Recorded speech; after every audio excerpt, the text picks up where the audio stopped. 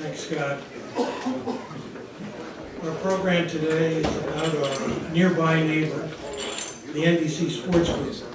And we're very fortunate to have two senior executives involved in the running of that operation with us today, who've taken time out of their very busy schedules to be with us.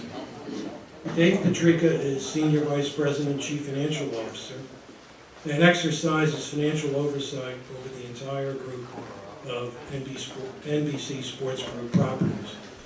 Previously, he served in a number of senior financial roles at the NBC News Division and the NBC-owned Stations Division.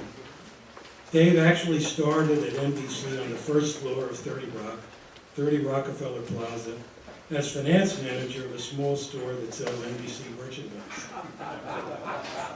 So you've gone from the, what floor are you on now, Dave? I'm only on the second floor. Oh,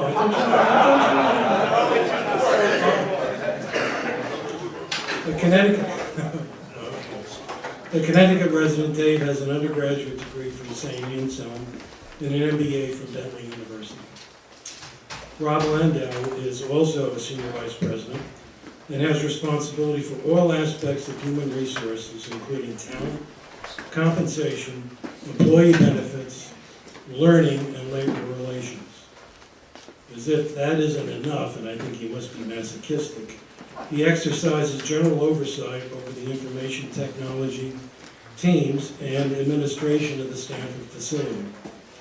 He began his NBC career in 1999 with NBC Universal and was subsequently promoted to VP of Human Resources for NBC Sports and Olympics. Rob received his BS degree from Cornell in 1991 and his Juris Doctor from Cornell Law School in 1994. Both Dave Pietrycha and Rob Landau report directly to Mark Lazarus, who is the chairman of the NBC Sports Group. Please welcome Dave and Rob.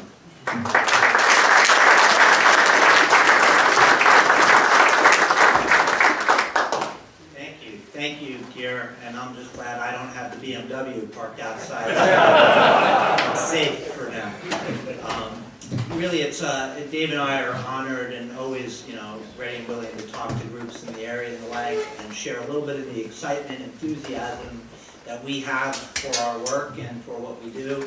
I mean, who wouldn't want to be in sports when they were a kid playing baseball or football or soccer growing up? And I must say, I sometimes have to pinch myself when I think about all the great stuff we get to do and enjoy with NBC Sports Group.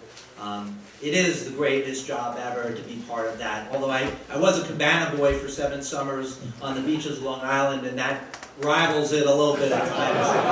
But, to give you a little bit of background, and Gary gave a little bit of my overview, I've been with the company now, this is my 16th year. I came to the company as a lawyer. I had been practicing actually out in San Francisco for 5.5 years after law school, and got that phone call from a headhunter to come to NBC. And I tell the story this way. It sounded as exciting as it does to anyone to go work for a company like NBC, but NBC was really a small company in the overall scheme of what we know media companies to be. So when I came in 1999, it was really NBC, which at that point in time had the shows like Friends or Cheers. Going back well before that, it was the Cosby Show, but we don't talk as much about that anymore. But that was the preeminent landscape that they sort of had, appointment viewing television. They had a couple of other brands that they had launched over the years prior to my arrival. CNBC, the business network for cable, MSNBC, which was its 24/7 news channel. And they owned about 10 to 12 television stations around the country. By today's standards, that's actually small, and certainly not what we know today in the way of media companies. But that was NBC, and it was exciting, and all of its bread was buttered by advertising dollars and ratings. And the boss that first hired me into NBC Sports Group in 2006, Dick Ebersol, was a preeminent producer of sports in the industry. He actually came from ABC. But the landscape was such that people would watch sports, on a 30, 40 million person across the country basis back in the day. That is no longer the landscape. That's not what has happened to us. What's changed? What's evolved for us? And I'm going to give a little bit of the overview for NBC Universal, NBC Sports, and Dave will, get through some of the meat and potatoes as to, why we invest and how we invest into our various properties and rights, and hopefully we can open up a discussion around it if you're game. Because we like the questions a lot better than talking about ourselves and what we do. So to give you a sense of NBC, right now there are two broadcast networks. There's NBC proper, which I spoke to a moment ago, and there's Telemundo, which is our Spanish-speaking network. Telemundo, I arrived in 1999. Telemundo was actually our first big acquisition since my arrival in 99. In 2002, we spent a little over $2 billion to acquire Telemundo. The strategy behind that was really, we were seeing what everybody else in society is seeing, is a shift in viewership as well as census. And there was really one 800-pound gorilla in the market, and that was Univision at the time. Telemundo was a distant second. I'm happy to report, even since 2002 to our acquisition, then to now, we've really grown that channel. It is a legitimate competitor with Univision across the country. Probably one of the crown jewels for them recently is we acquired the rights in Spanish television, the rights to the World Cup, starting in 2018. So whereas Fox will have the rights in English channels for the World Cup, Telemundo will have those rights in Spanish-speaking channels in the United States. Telemundo was a big acquisition at the time. It was strategic, it was forward-thinking and the like, but that was one of the big moves that NBC made. The 18 cable channels, those came a couple of years later, and the bulk and tonnage of those started coming in 2004. So, I don't know, does everybody know that NBC used to be owned by General Electric? I mean, I'm assuming that, but not everybody remembers, it's been 5 years. So GE was the parent company of NBC. It really stood out relative to all of what GE businesses were like. So GE is what most would call, or most of its properties at the time when it was really big, I know it's been breaking it into different pieces of late, it was what is known as a long cycle business, and that's building aircraft engines and servicing them for 20 years into the future, relying on the revenue for servicing those aircraft engines. And that was the model. And NBC a little bit different. It's sort of a little more subject to the ebbs and flows of the economy, advertising dollars, but it was a preeminent brand. But that being alone, that wasn't enough in the way of sort of forward and growth for the media industry. And in 2004, NBC became NBC Universal, which was really an acquisition by General Electric of Universal Film and Parks and Production. And it became an 80-20 joint venture. So GE went out and acquired and created a joint venture with Vivendi, which was a French company. And they acquired an 80-20 share of what became NBC Universal. And so GE was obviously the primary owner of that. With that came all these cable channels and all this girth in the media industry, which drives a lot of the revenue, which I had mentioned before, whereas NBC heavily driven by advertising dollars and the ebbs and flows of that marketplace, advertising dollars are often the first thing that get cut when the economy gets tough. But cable dollars are, really a dual revenue, and it's important to remember that because it's going to tie into our sports story in a minute. So with the Universal acquisition, we got a lot of cable channels, USA, Sci-Fi, a lot of the tonnage that helps drive revenue for major media businesses. And that's what we have today, and we'll talk a little bit more about how that ties to sports. We also have 50 websites with over 140 million users. And I know we talk digital and internet and the like, but it still always is stunning how quickly that's unfolded in the time. When I was a lawyer and doing a lot of the business affairs and legal affairs back in 2005 even, we were just starting to launch and come up with ideas about how we put, special webcasts YouTube hadn't even come about then. And we're trying to figure out how to get our content out there in digital landscape. That's really only 10 years ago. Even more stunning is if you think about 2010, I don't know if most of you may have an iPad or the like, and may even dare to consume some of the content or watch some of our sports on an iPad. iPads really weren't in our hands until 2010. The Vancouver Olympics really was without, was without iPads and doing content that way. So it is really rapidly advancing, and so the fact that we have 50 websites is an indication of that. That is actually a particularly hard business, across the company, across the industry. A lot of websites don't make money. It's a nice to have. You have to be in that game. NBC Sports Digital does make money, and part of the reason we'll talk about why sports has been special is it's a unique property where people do find every avenue to consume. So if they're not in front of their 50-inch flat screen TV at home watching a football game, and they're on the road or it's not as accessible, they will go and find that through other devices. We find that in particular with respect to the Olympics. In addition to that, we have theme parks. It's a funny story with the theme parks. So when NBC Universal became what it was, and GE acquired the Universal part in 2004, that came with it a bunch of theme parks. And I will tell you, in that acquisition by GE did not know what the heck to do with theme parks, whether it wanted theme parks, really didn't do the acquisition remotely motivated by the theme parks. And the reason that's interesting is Comcast did the acquisition in 2011, and Brian Roberts, who's the chairman of Comcast, has told story and story again. They didn't really focus on the parks. It seemed like an interesting, nice business. They understood they made some cash, but they really didn't spend a lot of time and energy making that sort of the focal point of why they were acquiring NBC Universal at the time. The true story is, since the acquisition, the two dominant areas of investment since 2011 for NBC Universal, theme parks and sports. And so, it's a little bit cyclical that way, but I think the growth engines over the last 5 years for NBC and to some degree Comcast has been around the parks and the sports properties. And so it's an interesting story of theme parks, and they've only been expanding their footprint on a global basis in developing those businesses. The film studio, that was really the preeminent part of the NBC Universal acquisition in 2004. We didn't have a film studio in the NBC side.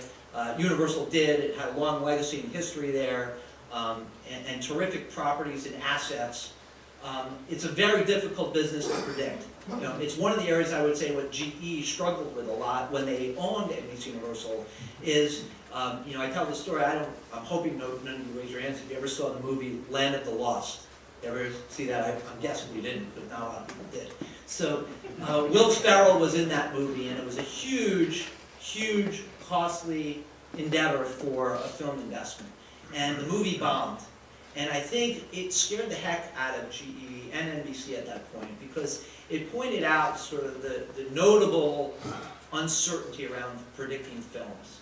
And when we do films, by the way, you're looking 3 years in advance. A film takes time to make, and so what you're sort of trying to capture in a moment in real time to get a film up and made and distributed, you're almost in the lab always in that. So finding the right content in the right time, and you're sort of looking forward into the future, and there is a little bit of guesswork. And there's a lot of Hollywood and West Coast and it tied into that, and relationships. That's all sort of tough to pin down from a business model perspective. So the film studio, however, interestingly over the last few years, has done phenomenal for NBC Universal. I mean, the slates have done terrific, and I'm also guessing you probably didn't see this movie, but 50 Shades of Grey, your wives may have seen, and that was a really big movie for us, and has continued to get distributed. And so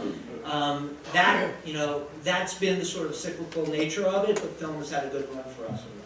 We also have 2 TV studios, and a big part of what we do, which ties back to the cable piece, is a focus on distribution of our content. There's always been, prior to the evolution of the big media businesses, there's been an evolution of whether you should sort of really focus on the content or you should really focus on the distribution. I think ultimately what is netted out in the industry is you got to have both. You have to have a great set source of content, premium content that people are willing to pay for, and you have to have ways to get it out there, whether digital or through the normal standard cable and satellite providers. So that's a sense of NBC Universal and how we look, and in some sense, 95% of Americans are touched in some form or fashion by content and assets that we have that we're putting out there. This just gives you a little bit of sense of the brand and the like. These are all of our individual brands that are out there, and you see the top layer is in cable, and I alluded to it, the Bravos, the Oxygens, the USA Network, which has always been big for us.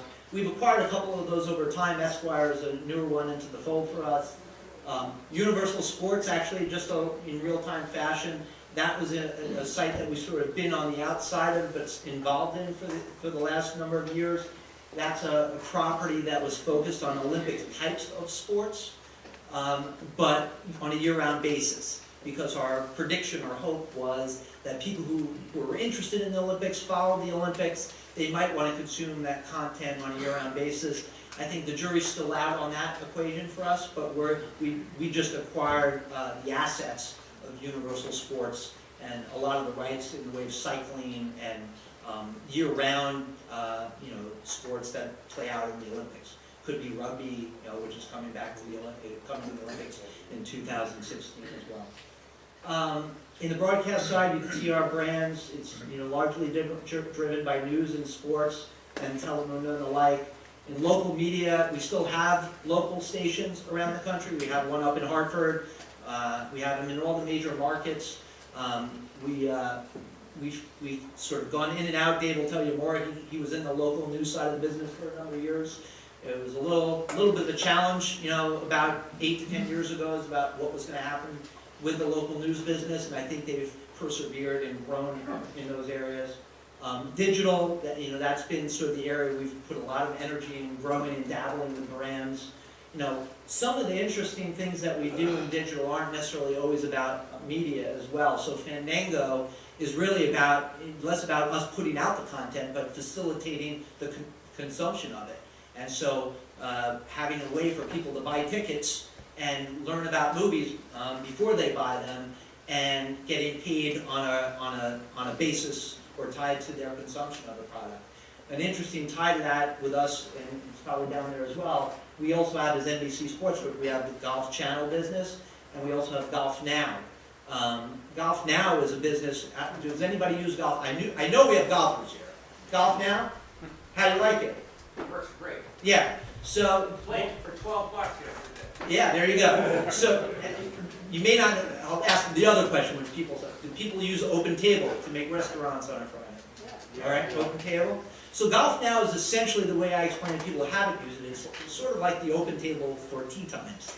And so if you think about what an Open Table is, restaurants, put their inventory through a technology and help use that technology to manage the inventory of making sure their seats get filled when they're booking dinners and the like. And so a lot of people go on there and use Open Table to book their restaurants, and Open Table gets a portion of those bookings, and they're driving volume to the restaurants, which the restaurants need, unless you're a really well-established or successful restaurant. Golf Now, much akin to that, is the tea time business. And so we have lots of golf courses, about 6,000 domestically, and those courses have to keep going. And a little different from the private model, although we certainly are in some private golf courses, but in the sense of balancing sort of the desire to have those tee times filled and have the volume of the course to keep it running. Golf Now serves as a technological solution for them in helping courses manage their inventory, as well as taking a share of the bookings and charging service fees and the like. So it has nothing to do necessarily with putting golf on television or on Golf Channel. Golf Channel serves as a terrific promotional device for Golf Now, in that they can talk about how you can go book tea times and vacations and all the other things. So that's one of those things. It's a digital area that is less tied to media and putting content out there and more to consumption. And what we found both with Fandango and Golf Now, those are really good businesses, right? It's less advertising driven, and it's more about consumption and a marketplace.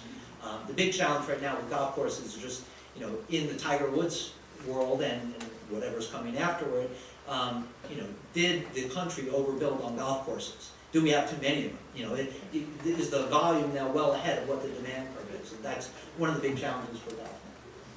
Films and parks, a little bit, and studios and distribution. International, that's one thing that changed into a different way from going from a GE to a Comcast business. GE is heavy internationally, had a lot of footprints everywhere, Comcast less so. So I would say, you know, not that I'm a betting man, but I might be. You know, international is the area where Comcast might look into the future, because in order for them to grow that business outside the United States and grow overall, that's really the area, the untapped area. And, you know, interesting, the Golf Now business, which I mentioned, they've started looking outward to international, because golf is an international sport, and there's demand for golf across the world. So that's a little bit of the landscape of NBC Universal. Any questions about that? Sure. If you, in that purple column, put down the revenue numbers, what would they look like? I'm going to let him answer that, but I will tell you unequivocally, cable is a huge piece of all of the equations. Each business has, you know, it's like kind of a diversified portfolio, but Dave will know the individual numbers. I would say the area of challenge for the company, I'll put it this way, has been in broadcast. Because whereas I mentioned, and you know, where how people used to consume in the tonnage, you know, and I won't get into a sort of a lesson on ratings, but if I recall, you know, the rating to watch, you know, a football game could have been 40% of viewers at one point in time. Now we're happy with about, you know, 15% in the marketplace on Sunday night TV. And so that's been the model for broadcast. People are not consuming content that way. That's why the Netflix and the Hulus of the world, people are not appointment viewing anymore. Broadcast is directly affected by that, and that's why cable is, you know, been where we're not. Less so digital. That's a growth area that I think the whole industry is trying to figure out. And films and parks and have a huge run. So I'd say probably, you know, those are the areas that they can give the real numbers. So I'm gonna stay around after he, you know, gives the real stuff, and we'll talk about, hopefully have some questions about the industry and like that's a short intro.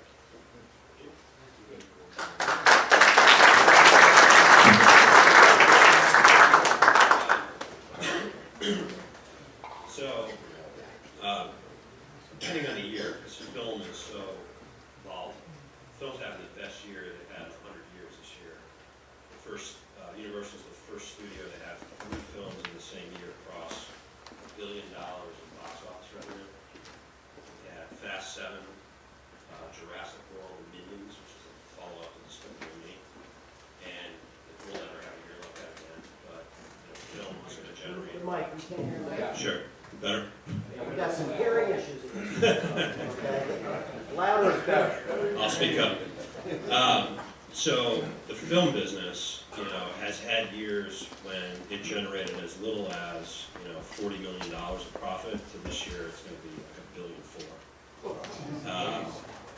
The parks business, you know, as Rob said, GE didn't really know what to do with. Comcast didn't know what to do with at first. It was very small from its financial relevance at different points in time, because Universal Orlando, which is the biggest park, was actually a 50-50 joint venture with Blackstone, the private equity firm. Comcast bought that out really early on after the deal closed, and they've been investing very aggressively in parks to the tune of $250 to $500 million a year in new attractions and hotels. And we just closed a huge deal where we bought out our partner in Japan, where we now will own controlling interest in Universal Japan. So by, I think, the end of next year, that business will be over a $2 billion profit business. So that'll be about even with the cable business, which generates north of $2 billion of profit annually. And, you know, the broadcast business is about $500 million. So if you look at sort of the segmentation of the company's earnings now versus what it may have looked like, you know, 5 years ago, it's much better diversified. which is a good thing, as it relates to some of the challenges Rob was mentioning in ad sales. You know, cable's been a great model because you get ad sales and you get subscriber fees from, you know, the cable companies pay us per subscriber a fee for our cable networks. And that's been great, but people are starting to unhook from cable now, and so that's a big risk for us going forward. But I'll get into that a little more as we talk about sports in a second. But before I get into sports, just briefly my introduction. So I did start as the finance manager of the retail store in 30 Rock.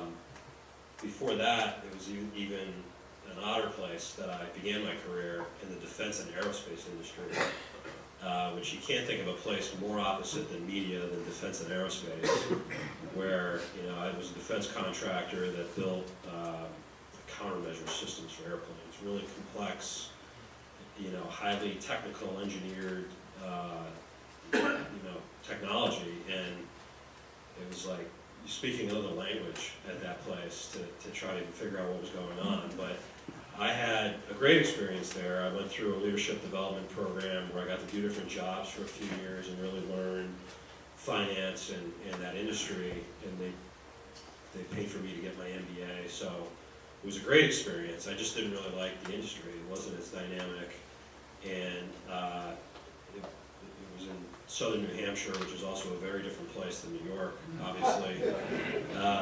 So at the time, it was kind of like, I'd gone through this program, I got my MBA, and my wife and I just wanted to experience living in New York. And so it wasn't necessarily about media. In my MBA, I had studied GE, and I knew that was a great place to build a foundation for a career. And it's ironic, but I really wanted to be more part of GE at that time. And now I can say, like, I'm really thrilled that I ended up at NBC, because media is such a fun business, and it's so dynamic. It's just kind of funny how you end up in places. It's so unplanned the way, you know, careers happen. So, you know, I did spend some time. I didn't do the store job for very long. I did it about a year, and then I had an opportunity to go to work in the stations business. And the stations business is sort of the old guard of television media, because, you know, they've existed forever. At the time, they were really declining. Fewer and fewer people were watching local news. There's so many other ways to get news during the course of the day. And then we ran into this buzzsaw in 2008 with the recession, which, as Rob mentioned, had really tremendous impact, negative impact on advertising. Local advertising in particular can be canceled like 2 to 4 weeks before ads air.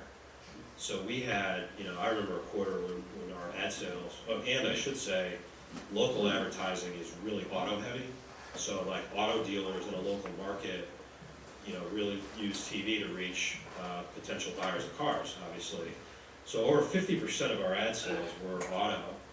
And, you know, 2008, 2009, nobody's buying cars.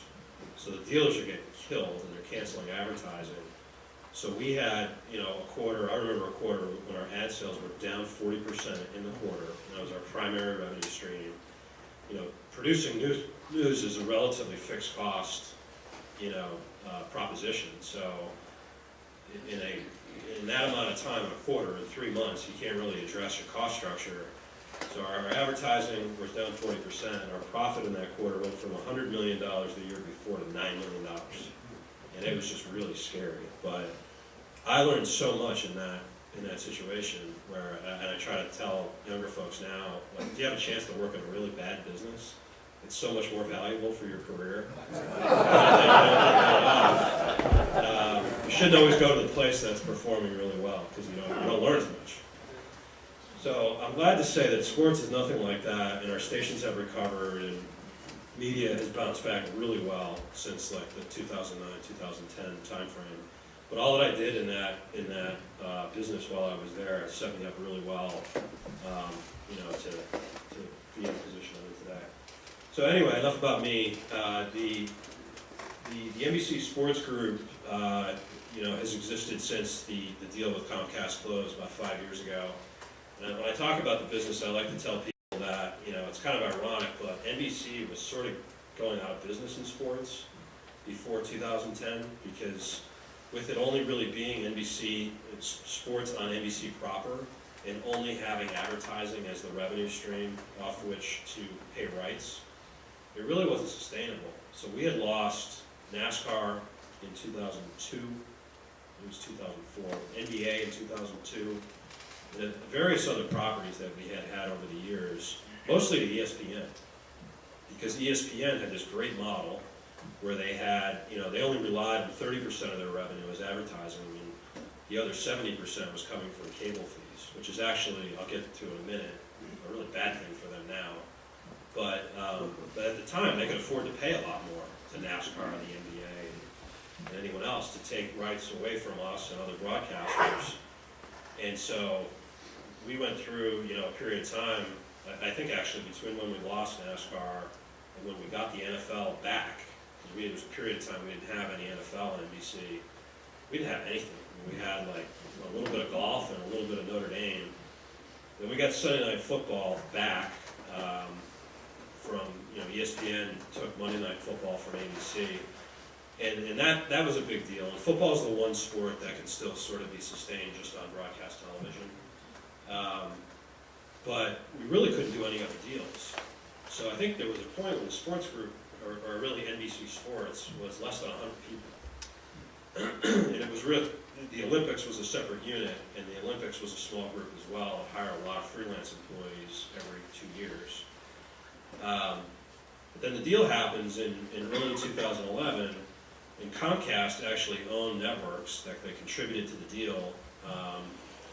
And a lot of those networks were sports networks. So one was Versus, which has been rebranded the NBC Sports Network. Rob mentioned the Golf Channel.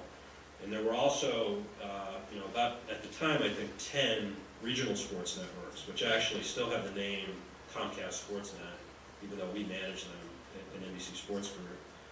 So overnight, we went from a business losing, in an Olympic year, $400 million to, a profitable business generating, $500 million of earnings. And immediately, we went from this position of shedding properties and just trying to hang on to having the ability to be aggressive. And the reason is that those two cable channels came in. So as you look at the portfolio now, it's really what I mentioned. We've got sort of the national properties, broadcasting cable, the networks or the broadcast network that are available nationally. We have the local businesses, which I'll show you where those are. And then, although the Olympics and Sunday Night Football are on NBC, I broke those out separately here because they're so important for the company overall that you can't really just look at what the profit is that we report or what the impact discretely is for the NBC Sports Group business. You think about the Olympics, during the 2 weeks of the games, we have events on almost every cable channel that we own. And the owned station group and the NBC affiliates around the country generate a ton of revenue during those 2 weeks that we don't report. So that's been, really our brand and our signature in the sports space and just incredibly important to our company. Sunday Night Football, similar, it's not broadcast on every cable network we own, but it is really important to our local stations and affiliates that aren't owned by us. And it's also been the #1 show on TV for the last, I think this is going to be the 5th season. And when it was first the #1 show on TV, it was barely beating American Idol. And right now, I think we're ahead of, and ironically, I think it's like The Walking Dead. Right? But we're ahead of that show by like 25%. It's hard for me to believe that the NFL will ever not be the #1 show on TV, because if you're a fan of The Walking Dead, you can watch it 3 days later or the day later. And so that as viewing consumption habits have changed, there's no real way to watch sports 3 days later, right? Because it's not relevant. It's not even really relevant 10 minutes later. So, unless you're not looking at any scores or anything, and you press pause and leave the room to go to the bathroom, then I guess it's relevant. But if you're trying to, tape it or DVR it, nobody tapes anything anymore, I guess, DVR it. Even to watch it a few hours later, you're gonna know the results, it's not as exciting. So we really have a distinct advantage in sports because we sort of sit outside of this phenomenon happening in media, which is hammering broadcast and cable television. You know, cable ratings this year are down 11% across the industry because, you know, in a lot of cases, people aren't even watching cable TV, but if they are, it's 3 days later. If they're not, you know, the most popular show on TV at 10 o'clock at night is Netflix. So, you know, we're not as exposed to that. Now, the other side of that is the leagues know that, and so they hammer us on the rights, you know, where the live sports rights have only become more and more valuable as there's been more and more pressure on traditional television. So it's this battle we fight where we've got this great advantage, but a lot of times we have to sort of turn around and pay the leagues for it, because, you know, at the end of the day, it's their product that we need to maintain it. So, you know, nationally, I mentioned the Olympics and the NFL. This was our first season, we got NASCAR back. And, you know, I don't know, I certainly had no appreciation for NASCAR, having grown up in New England. And, you know, being in New York a lot in the area, you know, obviously, it's not the most popular sport in this part of the country, but I'll tell you what, if you go down to the southeast, particularly North Carolina and Texas, I mean, it is amazing how, you know, popular it is there. And that was an area of the country where NBC Sports Network was not that popular, because most of our other sports, you know, whether it's the English Premier League soccer, the NHL scale, you know, really, they really trend well in big cities, in urban areas. So NASCAR has been like the perfect complement for NBC Sports Network, because now it's a channel that everybody around the country needs to have if you're a sports fan. You know, the NHL we've had a long-standing relationship with. We have a long deal there. The PGA Tour, we have 10 events on NBC, and we have, you know, events every weekend on the Golf Channel.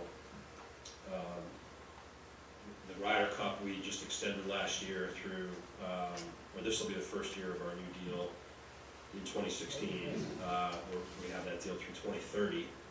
I mentioned the Premier League, which has been really great for us. We've had it, this is our third season. I think soccer's at a point in this country where it's about to really, you know, people have been saying this for the last 20 years. But I think coming off the last World Cup, soccer is more popular now than it's ever been. You know, it's always been a popular participatory sport for kids, but, you know, the MLS has never been like a real league that's been in the same conversation as the Big Four. You know, football, basketball, baseball, and hockey. But the Premier League, since we've gotten it, the ratings have doubled since it came from, it was on ESPN and Fox before we had it. And, you know, I hear people, you know, talking about being at their kids' soccer game, and like talking about Liverpool and Manchester United. And so that's been a great property for us. We have it for another 6 years. And then on the right, you know, are some smaller properties that are still important. You know, the French Open, Formula One, auto racing. We have all the Triple Crown races. We renewed those this year. It's amazing how popular that, even though it's only a few hours, 3 days during the spring, you know, 15 million people a year still tune in for the Kentucky Derby. And obviously, having a Triple Crown this year for the first time in almost 40 years didn't hurt. And we have the Tour de France as well. So just quickly, I think it's the last like real page we have, maybe we can open it up, or I can talk a little bit about the industry. But just quickly, our RSN, Regional Sports Network portfolio, as I mentioned, you know, we tend to be on both sides of the country and in Chicago, and those, that's not by accident, those are Comcast's biggest markets. So these are great businesses, they're very profitable for us, but they're also important to Comcast. It's important to Comcast because they have branding. You know, like I said, these are still named Comcast Sportsnet. So even though they're available sometimes on other cable providers, Comcast likes that. You know, DirecTV has to distribute Comcast Sportsnet. It also helps Comcast to know that what they pay out in programming fees, they're getting back by the form of owning both sides of the equation. Because I think 50% of our subscribers of our regional sports networks are Comcast homes. So they're kind of getting 50 cents on the dollar back, think about it that way. And in some markets you can see, like Chicago, Philadelphia, and Bay Area and California, if you're a sports fan in those three markets of the local teams, you have to have this network, because we have all of the teams. So in Chicago, the only team that we don't have are the Bears, but the Bears aren't available on an RSN, because all of NFL, is only available via national packages. But, we have the White Sox and the Cubs, the Blackhawks, and the Bulls. The Bears logo's up there, but we don't have any games. And if you look at all the teams we have here, we definitely have a few teams. It's a portfolio, right? So we can afford to have a few teams that are really bad, because we have teams in every one of their sports, NBA, MLB, and hockey, that have won championships in the last 5 years. So if you think about the value of having the Blackhawks that have won 3 Stanley Cups in the last 6 years, the Giants have won 2 World Series championships in the last 5 years, and the Warriors that won the NBA championship last year, we have a very valuable portfolio here that even casual fans in those markets need to have our channel. So with that, I thought I would spend, and Rob and I could kind of do this together, but beyond the background, there's a lot, there's so much about our business that you read in the paper every day, or that's constantly changing. Obviously, there's especially an interest in sports, I think more so than other media entities. But one of the things that you can't really escape, particularly in Connecticut, ESPN's in the paper a lot lately, and about their challenges, and it foreshadows a little bit of like what's happening in the industry, which is, for the first time, and it's been great having this dual revenue stream in cable, right? As I mentioned, where you get a certain amount, per subscriber from cable companies and the advertising. And we and Fox and ESPN have all used that to make these long bets on rights. But for the first time, we're all beginning to lose subscribers. And the reason is that, a lot of the younger, in particular, folks that are graduating college or that aren't even graduating college yet, frankly, even my kids consume a lot of media on non-TV forms like tablets, and a lot of those folks are not subscribed to cable. So either they can't afford it or they just don't consume media that way. So that's one thing. The second thing is that, to save their business, Comcast and DirecTV and a lot of the distributors are offering skinny bundles, which are basically really cheap cable packages that only have 20 to 30 channels. And in order to keep those packages really cheap, they have to exclude the sports channels. Because ESPN, as an example, for their suite of networks gets about $8 a subscriber. And the closest to that is $1.50 that TNT gets. And almost every entertainment channel is less than 50 cents. So in order for DirecTV to offer a $25 package, they can't have an $8 channel. And so it's really ironic, because the whole point of, the whole strength of a cable, of cable, I think, is sports. Like, you have to be a cable subscriber to get sports. You can't get it any other way. But yet we're losing more subs than the entertainment channels that nobody's watching now, that you can get a lot of the entertainment content on Netflix. So it's a real irony that frankly I don't see changing that much in the short term. On the other side of the equation, these rights commitments that everybody's made are really long, and they're really growing. The NBA deal that ESPN and Turner just did this year hasn't started yet. It starts in 2017, and their rights, publicly reported, are going to go from ESPN alone, roughly $450 million a year to $1.5 billion a year. So between the sub fees declining and the rights going up, it makes it really challenging. On top of that, everybody's rights portfolio is kind of locked between now and the early 2020s. There's very few rights that come up for renewal between now and then. So the ability to reprice rights isn't going to exist for that amount of time. So it's going to be really interesting to see, how the industry evolves over that 5 or 6 year period. I think you're going to see, and I feel good about where we are, frankly, because I think we've been really, we try to be really responsible and disciplined by how much we pay for rights. We mostly have rights relationships that are exclusive, where we've had long-standing relationships. We've been the ones that have had the Olympics since the mid-90s. We did a long-term extension with the IOC on that deal, but it was a great deal for us.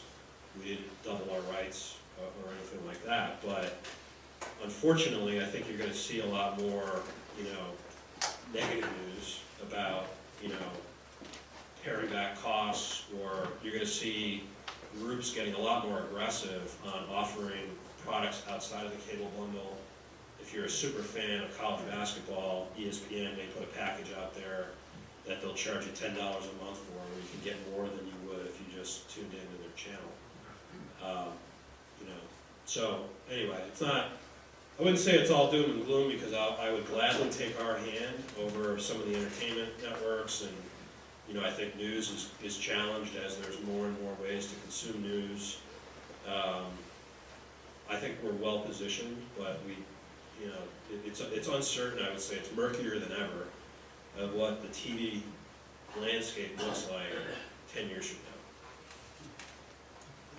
now. Anyone have? Yes.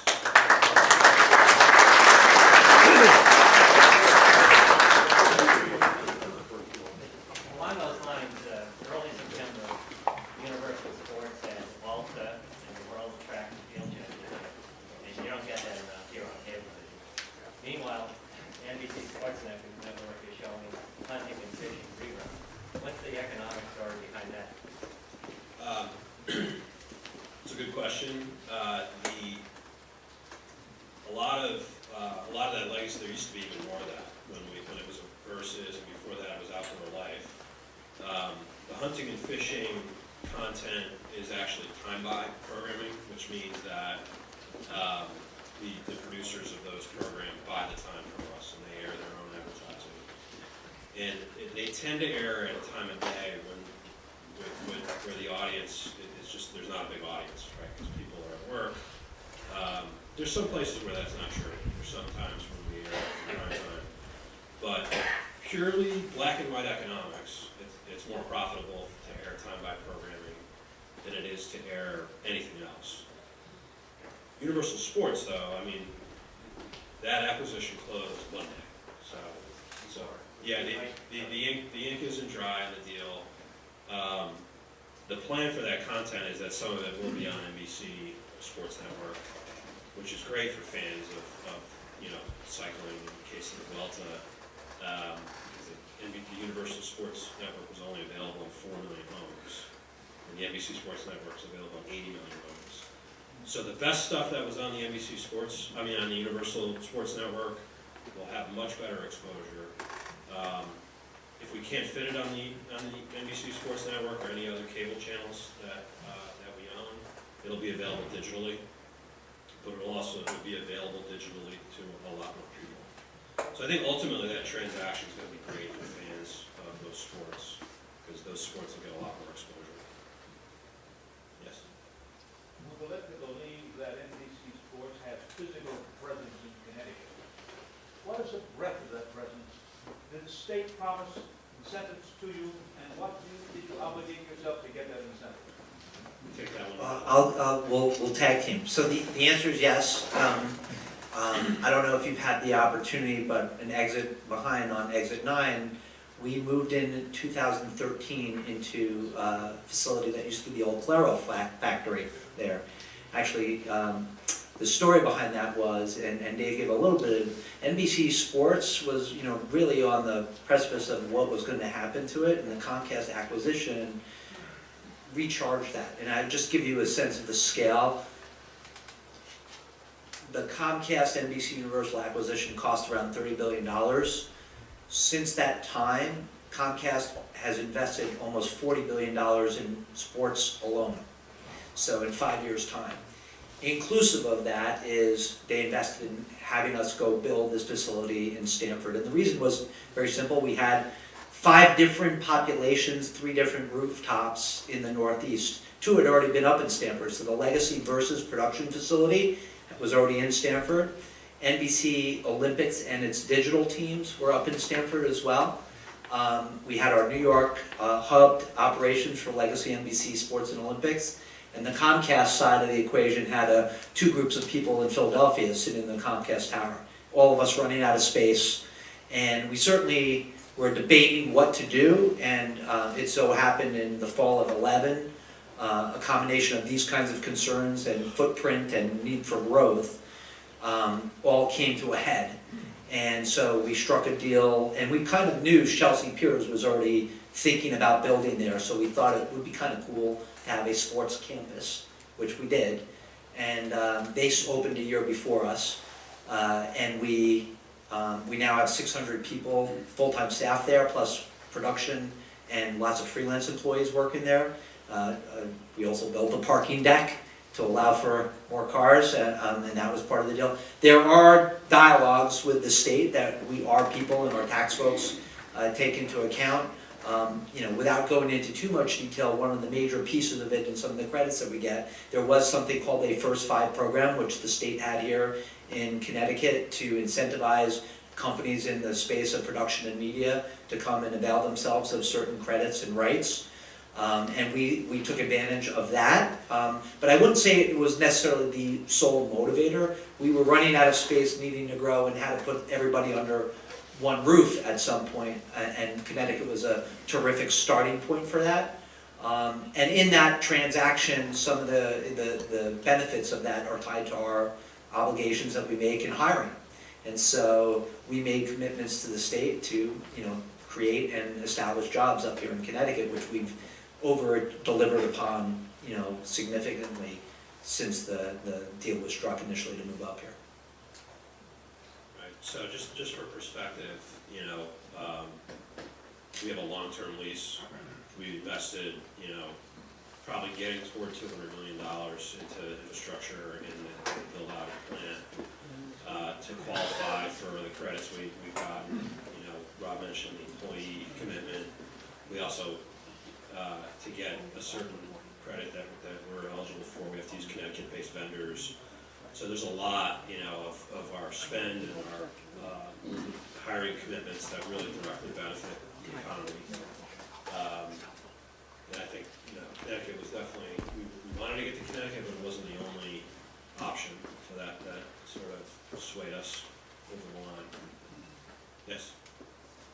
You mentioned before that a lot of young people, they don't have cable, so they're trying to watch content from their computers, from their phones.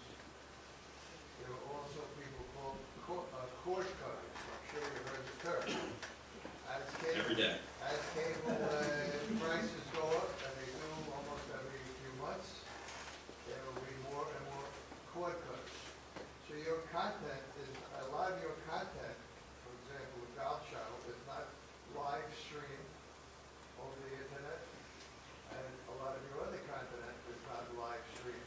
So therefore, all those people that you mentioned before that don't have the money to get cable, Right. and all the people that are cord cutters, what are you planning to do to get your content to those people? Well, a lot of our content is live streamed. It's just not available to people who aren't cable subscribers. Yeah. So you have to authenticate. Right. Right. Yeah, I mean, look, it's a delicate balance because of how much money we get from the cable companies, that if we offer our channels outside of the cable bundle, that whole revenue stream is at risk. So, we talk a lot about having products that we can offer outside the cable bundle. I don't think I think we're a long way away from that ever being our total channel, because even though, even in a doomsday scenario, right, we don't see where our channels are distributed right now, roughly 80 million homes. There's no way that we'll get to 80 million homes if we sort of offer the channel outside of the cable universe and get dropped off of cable. It's hard to see a worse scenario playing out than 60 or 65 million homes over the next 10 years. And, we think we still have a viable business. Frankly, we still want people to subscribe to cable, right? I don't think without cable, sports will be viable. I don't think cable will be viable without sports either, though. But this is the conundrum, that we face every day. And I think, products that you'll see offered outside of the bundle are going to be, like I said, for like super fans of college basketball, or, in our case, we have the Premier League soccer rights, where we have rights to 380 games and we only air 100. And, so if you're a super fan of the Premier League, we may put all 380 games up in a package that you can subscribe to. But right now, there's no model that we see that will replace, the cable model. But it's going to be more and more challenged, for sure. Yeah. There was a very interesting article on CNBC this morning, also on Bloomberg, where Goldman Sachs is calling for a price target on Apple stock of $160, where it is currently. And they cite this, one of the reasons for this as the emergence and the ramp up of Apple TV. So here you have a company with over $200 billion on its balance sheet as presumably one of your competitors, and I was just curious as to what your thoughts are. Well, the answer, they are a competitor, and they're not alone in the space. I think there's several pieces of this. Apple TV has had some success, and I think I mentioned it before, in our perspective, that's why we're also a content provider. So, either way, the content that Apple is seeking to distribute has to be paid for.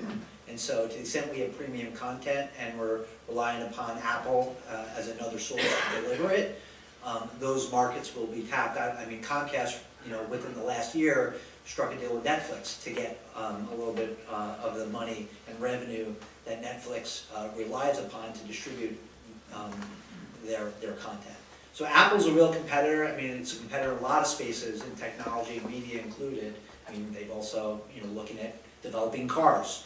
So they're for real, and they're well funded. But I think part of this is there is no magic bullet to solve all of these, and we are looking at different models for how you make up the revenue if you lose it. What we found in sports in particular, which makes it a little unique, is it is still appointment viewing television for the premium properties that you have. And we found also when we put it out there into the digital space, there isn't cannibalization to the extent, it's really the person who's on the road or not able to get it because they're not in front of their TV. And then it's just what the financial model is in developing what is known as an OTT, an over-the-top kind of solution for content that you'd provide. Right, yeah, to follow on that, actually, we did an interesting experiment in the London Olympics, which the first time we aired everything live, right? You get this tape delay issue where there's games that take place outside of like US time zones. So in the London Olympics, we aired everything live, and there was a huge risk that we thought there would be cannibalization, less people would tune in for the repeats of those events in prime time. And we found the ratings were up versus Beijing when all the events were live in prime time. If you remember, in China, we got the IOC to schedule a lot of medal events in the morning, so it would be live in prime time here. So it was kind of interesting because that was an experiment that we weren't sure how it was going to turn out. And now we've done the same thing in Sochi. We'll do the same thing in Rio. And so we found that the digital viewing has more complemented the TV viewing. Going back to the question on Apple, though, I think about, there's a term we use, which is frenemy. We don't really know if an Apple is good for us or not. And, so far, I think as it relates to Comcast, Apple's not great for Comcast, because it's another potentially means of distribution, that you could be an Apple TV subscriber and not a Comcast subscriber. But it's very unclear what their plans are in terms of whether, I don't see, the NFL doing an exclusive deal to be distributed through Apple, because it's also really important to the NFL that 20 million people can see Sunday Night Football every week. That may change in the future, but the NFL did an experiment this year with Yahoo, where they had a digital exclusive game available on Yahoo for free, and the audience was 1/10 the size of what it would have been on TV. And the rights that Yahoo paid, were half of the rights that we pay for a game, and they lost $15 million on the game. So I don't think those guys, the industry's not ready yet for, like I said, if there was a model, that was obvious, we'd be doing it. But you're going to see more and more experimentation happening. But again, you're not going to see it for 5 or more years, because everyone's rights are locked until the early 20s. Take one over here. It seems that a lot of your revenue and profit are driven by rights, which is what we're talking about. And it's such an important part of your business. It comes in, as you say, it comes in, points in time. What's your strategy around how you prepare to go into a rights negotiation? Who does that? What's the strategy maybe behind that? Do you have like a story that's being out around the Olympics or Sunday Night Football? We'll do both. So the answer is, the strategy has evolved a little bit. So before the Comcast acquisition, there was no cable arm for us in sports. So in the pure tonnage of content, whether it be NBA, Major League Baseball, Premier League, we were really a boutique sports operation in NBC Sports, apart from the Olympics, which happens for 17 days every other year. So in the way of competition and being able to have a strategy, how am I going to program and put this tonnage out there? We didn't have that. So the strategy for us has changed merely by the scale of what we now have at our fingertips. To your question before around Outdoor Life Network and what became Versus and some of the other properties, the real issue with as well with the hunting and fishing programming as well is, whereas that filled up the bucket of stuff because we didn't have other rights or content, that pie is shrinking because now we do have a lot of other rights and shoulder programming that we want to put there. So we do certainly start off with the premise of where can we put the content, what hours can we program to, because that drives it. I mean, we can bid for whatever we want, but if we don't have a right place to sort of tie it into our broadcast network and our other commitments, then these things don't work. I mean, there was a lot of dialogue around NASCAR, which was a $4.4 billion investment when we invested in it. A lot of the dialogue of how we're going to shift our programming to allow for the races and the balance between broadcast programming and cable programming. The rights, as well, when you're sort of negotiating those, our rights partners want their content in broadcast. And so they want the larger stage, the higher distribution, the greater attention for the sport and to help themselves. And you're working with a balance as to what you can program to, the partner's desires to be on broadcast. I mean, I don't know if anyone's a NASCAR follower here. The last 3 or 4 weeks, we've had weather delays for our NASCAR races. And the big dilemma is when we move off the broadcast network, and because we can't keep preempting programming, infinitum, and move it onto the cable network, and that's a discussion. So there are a lot of drivers there for strategy as to where we can program to, and look, there is a dollars and cents piece to it. As our boss has said, with Comcast at the helm, we've been a bit like a well-funded startup, but we're not irresponsible that way. There have certainly been deals that we've walked away from. Most visibly, we did not do the U.S. Open golf deal. Fox did that deal. In our mind, they overpaid for that. But we did do the British Open deal that just came up, the Open Championship, as it's called. We were involved in other, discussions around NBA and Major League Baseball, and we're really making decisions in a smart financial way with some of the lessons of, what we're seeing in the future and the price pressures that are happening. Yeah, and I'll add to that. I mean, there's a couple filters I would say we look at. You know, the most obvious is like Rob was saying, can we clear it? You know, do we have times slots available on our channels that are available for the content? You know, there's an academic process that takes place, which starts with that, and then we estimate the ratings we think it's going to generate, and the sales team says these are the ad sales we think it's going to generate. Does the distribution team think that they can charge more for our network because we have this content?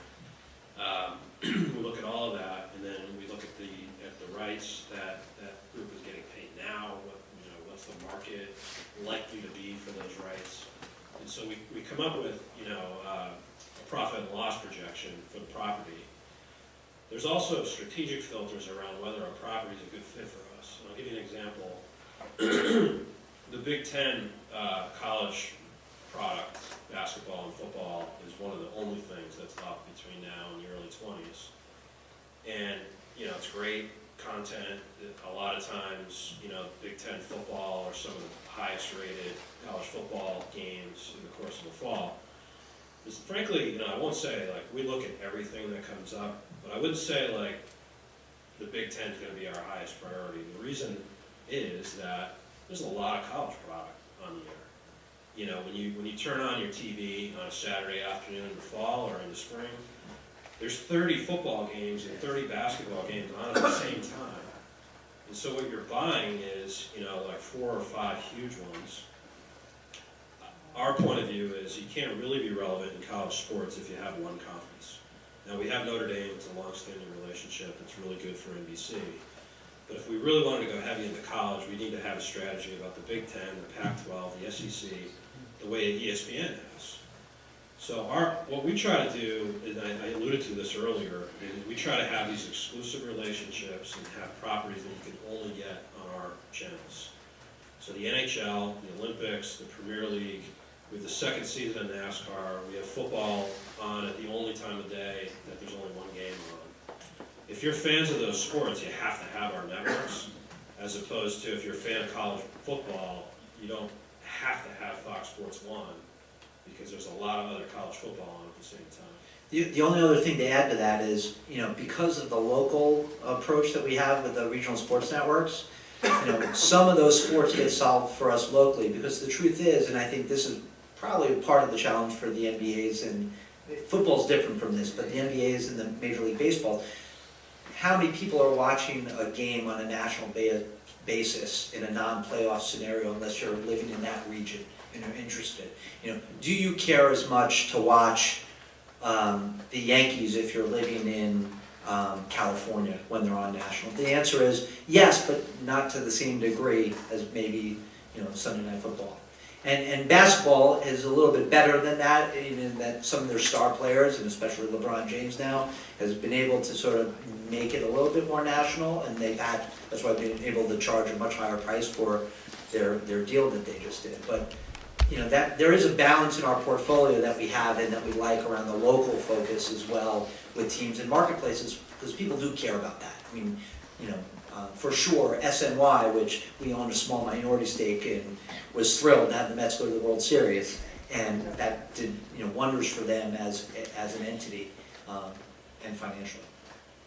Yes, when I want to watch the sporting events, I'll click on the DVR, delay watching it for 45 minutes, filter out all the ads, and my conclusion of watching is about the same time as the game is actually over. Now, we're lucky that not that many people do that. I was wondering whether that affects the advertisers' thought about how much they want to pay for broadcast. Yeah, so sports is one of the very few types of programming where we still get credit for the live rating. Most programming is entertainment programming. Even some of the sports programming we do, the rating delivered to advertisers depends on something called C3, which is the commercial rating plus 3 days. So that those advertisers don't even care what the rating of the event actually was, what the program actually was. They care about whether someone watched the commercial. So it means you don't even have to do that. You could be watching it live, but you can flip over to the other game and you won't get captured. Now it doesn't totally matter either unless you're in the Nielsen sample. But if there's enough people doing what you're doing, they're doing that in an entertainment program, that absolutely has an impact on our advertising. We don't get credit for it. So one more. I have a question having to do with the individual sports. I'm using Golf Channel as the model, comparing it, for example, to tennis. And the fact that Golf Channel is a huge success, Tennis Channel much less so. Two-part question. One, will tennis ever get to the point that golf is, or is it a historical anomaly? And second, if you look at things like MLB, NFL, you do something with hockey that traces to NBC that's very different from what the other sports are able to do, the big sports are able to do with any of their network partners. So I don't know if there's a question in there, but could you comment about the difference between golf and tennis and then some of the other major sports? Sure. So I think tennis, first of all, I grew up playing tennis, so I love this sport, and I hope it does have a turnaround. I think, like any of the sports, it's initially driven by athletes and the following of those athletes. And unfortunately for tennis, particularly in the United States, apart from women's tennis, men's tennis have not had real tremendous success stories there where people have galvanized around athletes akin. Yeah, well, they're having trouble with distribution and other stuff. So, it's a challenge for them. The major tournaments, there's going to be a place for them. We have the French Open. We used to have Wimbledon. We lost those rights to ESPN. I think there's a business there. I just think it's a combination of factors. There's a little bit of a shift in interest as an overall country into the sport. I think a lot of that changes, as we saw with Tiger Woods, if you get someone who really excels and people throw. We find with the Olympics, part of our success story is the U.S. team has done so well over the years, right? If the U.S. team didn't do well, I dare say our sort of the value of our rights wouldn't be there. And so, and the USOC and the IOC knows that as well. So, there is a bit of that between tennis and golf. There was a little bit of what we call the Tiger effect when, since Tiger's left a little bit from the, final Sundays.